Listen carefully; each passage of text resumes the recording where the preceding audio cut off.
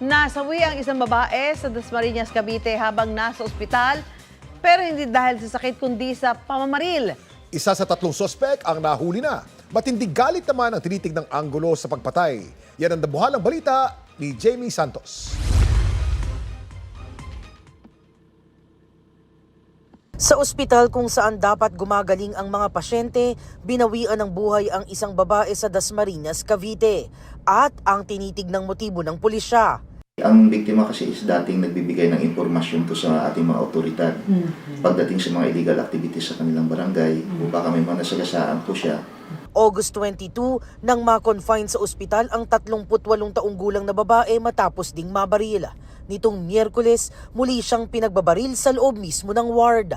Nakunan sa CCTV ang entry at exit points ng mga salaring nakamotorsiklo, pati ang lalaking nakaitim at pulang sombrero na sinasabing gunman.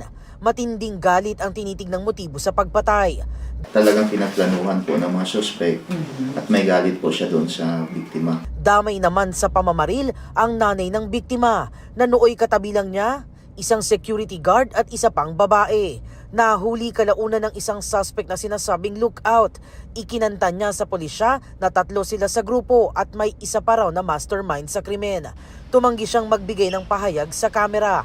Yung nahuli po natin, kasama din po siya sa nagplano at siya po yung driver ng getaway vehicle ng gunman. Kasalukuyan pa po yung pag-follow up operation po sa dalawa. Nahaharap ang mga suspect sa reklamong murder at attempted murder.